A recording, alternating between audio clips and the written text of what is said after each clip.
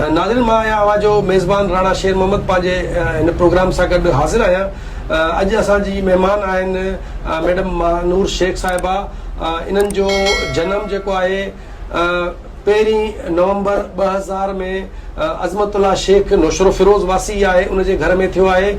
Inter ताईं जेका तालीम आहे प्राइमरी खां वठी करे उहा स्टार ग्रामर हितां जो हिकु नामियारो इदारो आहे, दर्सगाह आहे, उन मां इन्हनि हासिलु कई आहे। ऐं अंडर ग्रेजुएशन आहिनि, ग्रेजुएशन जी तालीम जेका आहे अञा हू हासिलु करे रही आहे। इन थोरे ई वक़्त में इन्हनि हिकु आगाही स्टडी सर्कल जे नाले सां हिकिड़ो हल्को ठाहियो आहे, जंहिंमें मुख़्तलिफ़ किताबनि जा जेके पढ़ंदड़ दोस्त आहिनि उन्हनि खे गॾु विहारे ऐं उन ते तनक़ीदी ऐं इस्लाही जाइज़ो उनजो वठंदा आहिनि। इन सां गॾोगॾु हिकु कोचिंग सेंटर ही हलाए रहियूं आहिनि ॻोठ में, जिते ही स्टेशनरी खां वठी करे खोड़ सारो जेको सामान आहे उन ऐं फ्री कोचिंग सेंटर आहे हिन दौर में, जिते तालीम हिकु कारोबार हुजे थी ऐं तालीम जे हवाले सां जेका ग़रीब फीसूं जेके आहिनि स्कूलनि में ॿारनि खे उहे अदा करणी पवनि थियूं। ऐं फ्री कोचिंग सेंटर जे हवाले सां जेको हिन जी ख़िदमत आहे इहा तमामु घणी साराह जोगी आहे। अचो त वधीक हिननि सां ॻाल्हि ॿोल कयूं था त हिननि जो छा चवणु आहे। हीअ ॿुधाइजो त तव्हां जी तालीम अञा कंप्लीट न थी आहे ऐं थोरे ई वक़्त में तव्हां तमामु तेज़ी सां शऊर जेको आहे उहो पखेड़े रहिया आहियो। इहो कीअं तव्हांखे ख़्यालु आयो? मूंखे हिन सेंटर शुरू करण ईअं ख़्यालु आयो त मां हिन ई ॻोठ में कोविड जे दौरान वेंदी रहंदी हुअसि, त मां उते जॾहिं ॾिठो त हिन जिथे मूं सेंटर खोलियो आहे हुनजे अपोज़िट में कब्रिस्तान आहे, त मूं हिते ॾिठो त शहर जा माण्हू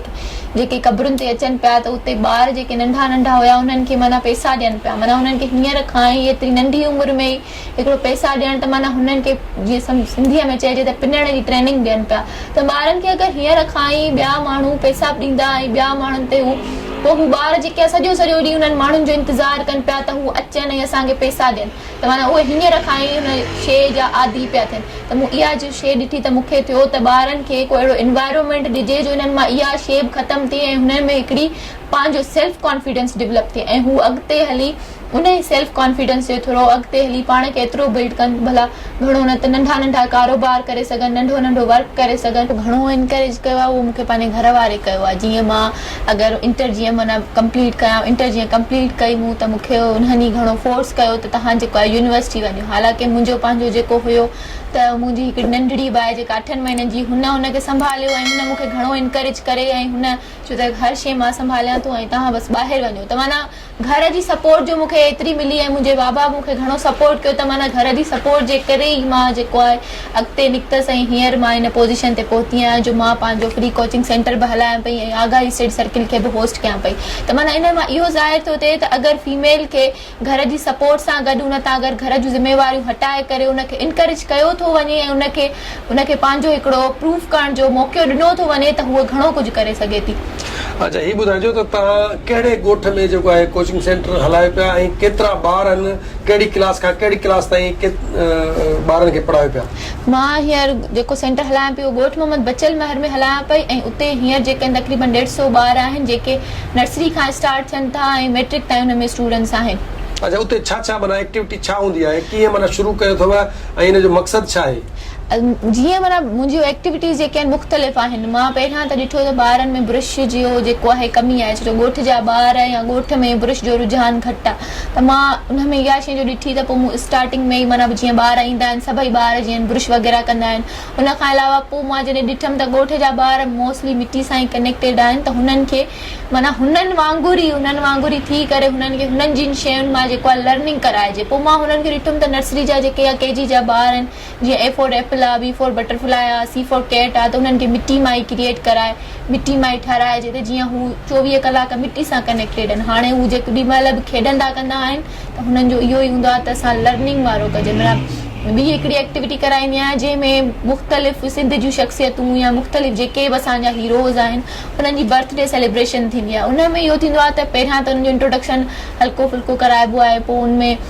हुननि खे केक कटाइबो आहे। त हाणे वरी इहो थी वियो आहे ॿारनि में त हू हाणे खां ई माना पहिरियां त हू शइ वठी खाईंदा, हाणे 5-10 रुपए जो सिर्फ़ु केक वठी ऐं उहे साॻी जेके बर्थडे सेलिब्रेट थियनि थियूं कोचिंग सेंटर ते उहे हाणे पाण घिटियुनि में घरनि में कनि था। त इन्हनि मां ॿियनि खे बि ख़बर पवे थी त इहे एक्टिविटीज़ थियनि थियूं या इहे असांजा हीरोज़ बि आहिनि।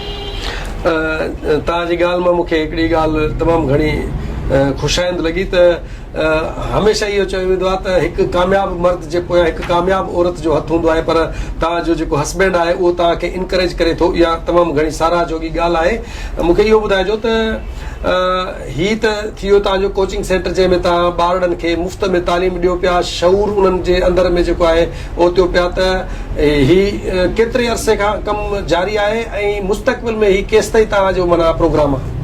हे तक़रीबन 10 महीननि खां जारी आहे। मुस्तक़बिल में मुंहिंजो इहो ई आहे त इन ॻोठ ते सिर्फ़ु महदूद न रहिजे, अहिड़ा कोचिंग सेंटर्स ॿियनि ॻोठनि में बि खोलजनि, जीअं हर ॻोठ में इहो शऊर जेको आहे पखिड़िजे, हर ॻोठ में ॿारनि खे सुठो एनवायरमेंट ॾिनो वञे ऐं हर ॻोठ में ॿारनि खे जेको आहे हिकिड़ी मयारी सुठी तालीम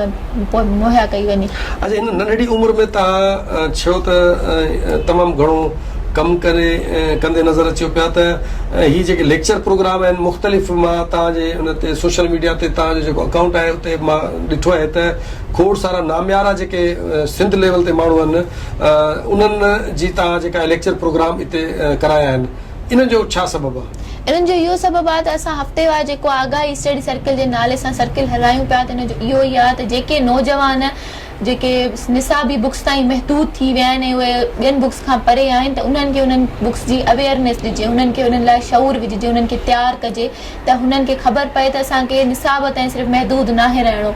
इन जे ई पर्पज़ जे करे असां जेको आहे हिकिड़ो सर्किल शुरू कयो आहे, जेको हफ़्तेवार सर्किल थींदो आहे। उन में मुख़्तलिफ़ दोस्तनि सां मुख़्तलिफ़ टॉपिक्स विरहाया वेंदा आहिनि, उन्हनि ते मुख़्तलिफ़ टॉपिक्स ते डिस्कशन थींदी आहे, उन में माना कंक्लूजन निकिरंदा। वरी वीकली महीनेवार जेको असांजो लेक्चर प्रोग्राम थिए थो, उन में बि काफ़ी दोस्त माना नवां शरीक था थियनि, उन में नवनि मौज़ूअनि ते डिस्कशन थिए थी, नवनि माण्हुनि सां मिलिजे थो, त इन मां जेको आहे शऊर पखिड़िजे थो ऐं माण्हुनि में हिकिड़ी सोचण सम्झण जी सलाहियत पैदा थिए थी त असांखे सिर्फ़ु निसाब ताईं महदूद नाहे रहणो, असांखे ॿाहिरियों मुतालियो बि करणो आहे, ॿाहिरियां बुक्स बि पढ़णा आहिनि, गैर निसाबी सरगर्मियूं बि करणियूं आहिनि। इन्हनि मां जेके नौजवान आहिनि उन्हनि में हिकिड़ो शऊर पैदा थिए थो ऐं उहे जेके आहिनि अञा घणा एक्टिव थियनि था। ऐं ॿियो जेको मुस्तक़बिल में इहो बि आहे त मां जेको आहे हींअर वुमेन्स ते वर्क कयां पई, उन में मुंहिंजो इहो बि आहे त जेको आगाही स्टडी सर्किल आहे उहो माना मर्दनि जो आहे, त उन में असांजो नौशहर जो थोरो कंज़र्वेटिव माहौल हुजण जे करे जेके पेरेंट्स या जेके छोकिरियूं अचण बि चाहिनि थियूं उन्हनि खे पेरेंट्स जे तरफ़ां परमिशन नथी मिले, त मुंहिंजो इहो आहे त अॻिते हली करे हिकिड़ो औरतुनि जो अलॻि स्टडी सर्किल हलाइजे, जंहिंमें जेके छोकिरियूं पढ़णु चाहिनि थियूं, सिखणु चाहिनि थियूं, त उन्हनि में बि शऊर जेको आहे डेवलप कजे। मुंहिंजो हींअर मां ग्रेजुएशन कंप्लीट करण खां पोइ मुंहिंजो इहो बि इरादो आहे त मां जेको आहे LLB कयां, छो जो त मां जेको ॾिसां पई त असांजे समाज में औरतुनि सां घणो ज़ुल्म थिए पियो, ज़्यादती थिए पई, त मां उन्हनि जे लाइ बि आवाज़ उथारियां ऐं उन्हनि खे बि हिकिड़ी सपोर्ट ॾियां ऐं उन्हनि जे लाइ बि वर्क कयां। खोड़ सारा किताब स्टडी कया हूंदा, त सभिनी खां सुठो तव्हां किताब कहिड़ो? मूंखे सभ खां सुठो किताब जेको आहे उहो आबितियुनि मां लॻो। जीअं आबितियूं मां पढ़ियमि त उन में हिकिड़ी एडिसन जी आबिती हुई, त मूंखे उहा तमामु घणी वणी। त उन मां मूंखे इहो बि ख़बर पए पई त जीअं उन में पेरेंट्स जो रोल हुयो, त ॿारनि खे किताब जी तरफ़ कीअं मुआइल कजे। त हुनजे पेरेंट्स जो रोल इहो हो त हू पंहिंजे ॿारनि खे अगरि ख़र्ची बि ॾियनि पिया त हुनखे इहो चवनि पिया त तव्हां पहिरियां बुक पढ़ो ऐं पोइ जेको आहे तव्हां असांखां जेको आहे पोइ असांखे सम्झायो त असां तव्हांखे पोइ ख़र्ची ॾींदासीं। त मूंखे माना उहा शइ ॾाढी वणी त अगरि असां नंढनि ॿारनि खे अगरि असांखे किताब पढ़ाइणा आहिनि त अगरि असां पेरेंट्स ई अगरि घरनि में इहे नंढियूं नंढियूं एक्टिविटीज़ कराईंदा त ॿार जेके आहिनि नंढी उमिरि खां ई किताब जी तरफ़ मुआइल थींदा। नाज़रीन, तव्हां समाज सुधारक मैडम महानूर शेख जूं ॻाल्हियूं ॿुधियूं। इन जो चवणु आहे त मां किताबनि मां ई मुतासिर थी आहियां ऐं मूंखे तमामु घणी घर वारनि जी सपोर्ट आहे ऐं मां जेको कमु करे रही आहियां त शऊर जेको आहे उहो असां वटि घटि आहे ऐं ॿारनि में जेको हिननि जो चवणु आहे त जेको कोचिंग सेंटर फ्री में हलाइनि पियूं उन में उन्हनि खे अहिड़ियूं एक्टिविटीज़ कराए रहियूं आहिनि त जिन सां उनजी सफ़ाई सुथराई जो जेको कमु आहे उन्हनि खे उनजी तरबियत ॾिनी वञे। इन सां गॾोगॾु इन जो इहो बि चवणु आहे त मां चाहियां थी त मुआशिरे में तमामु घणो सुधारो अचे, मुआशिरे में जेका अणबराबरी आहे उहा ख़तमु थिए ऐं औरतुनि खे जेके हक़ न पिया मिलनि उहे जेके समूरा हक़ आहिनि उन्हनि खे मिलणु घुरिजनि।